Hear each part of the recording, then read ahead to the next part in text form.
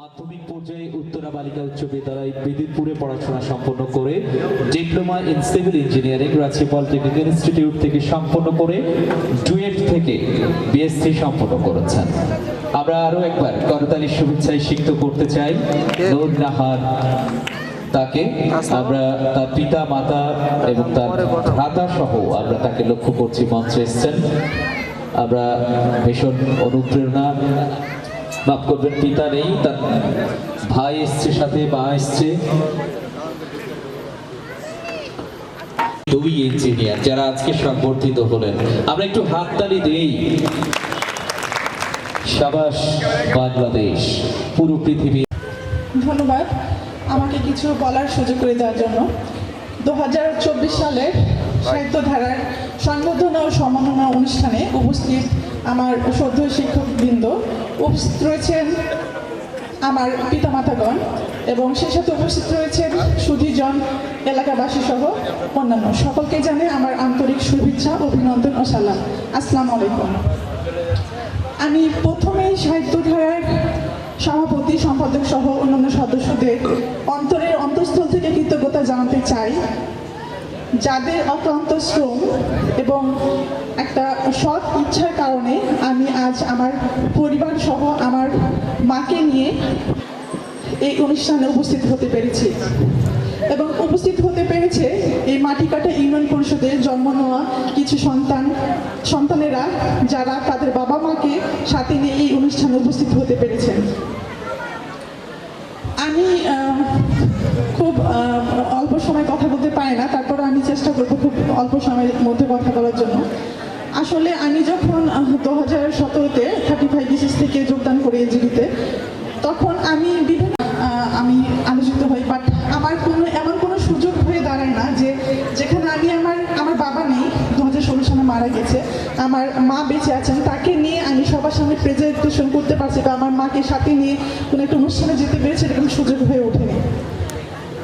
আমি যখন আমার চাকরি জীবনের 5 বছর অতিবাহিত হওয়ার পর প্রমোশন পেলাম উপজেলা ইঞ্জিনিয়ার হিসাবে, এবং তখন আমার আম্মাকে আমি প্রথম বললাম যে আম্মা, উপজেলা তো খুব কঠিন একটা জায়গা, সেখানে ম্যানেজমেন্ট থেকে শুরু করে রাজনৈতিক দল থেকে শুরু করে সব কিছুকে ম্যানেজ করতে হয়, আমি কি যাবো আম্মা, আমি কি উপজেলার দায়িত্বটা গ্রহণ করব?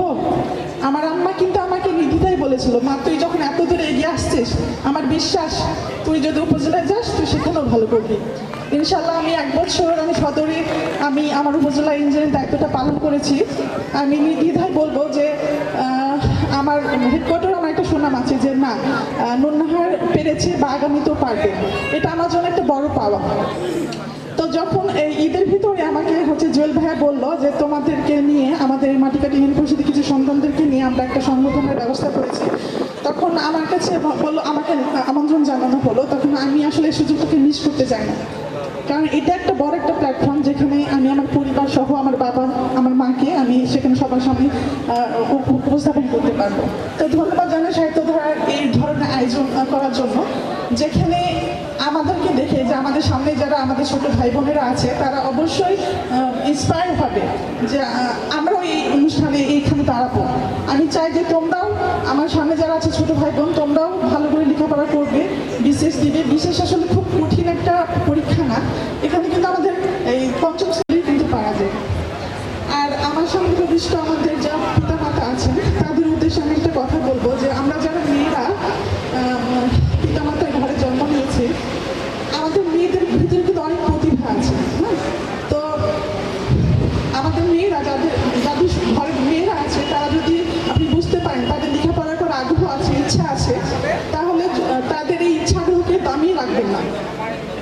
হ্যাঁ, হতে পারে আপনার হয়তো সামর্থ্য নাই, তাকে বেশি লেখাপড়া করার জন্য আপনার সামর্থ্য হচ্ছে না, কিন্তু আমি মনে করি সেই মেয়েটার সামর্থ্য থাক বা না থাক, এবং তাকে শুধু একবার বলে দেখেন মা তুমি আমার পাশে থাকো, তাহলে দেখবেন আপনার সেই মেয়ে বিশ্বকে জয় করে ফেলবে ইনশাল্লাহ।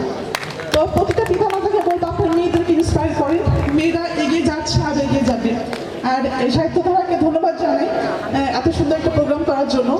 তো আমার সাহিত্যধারার কাছে একটা অনুরোধ থাকবে যে আমি যদি কোনো কিছু আপনাদের হেল্প করতে পারি বা আপনাদের সাথে থাকতে পারি, আমাকে সবসময় আপনারা সাথে রাখবেন। এটা আমি আপনাদের কাছে অনুরোধ জানাবো।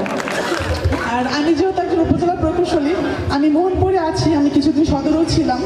তো আমি যখন বিভিন্ন রাস্তাঘাট, ব্রিজ, কালভার্ট থেকে মসজিদ মন্দিরের উন্নয়নের কাজগুলো করি, তো তখন আমার কাছে খুব আফসোস লাগে যে আমি আমার এলাকার জন্য হয়তো বা কিছু করতে পারতেছি না।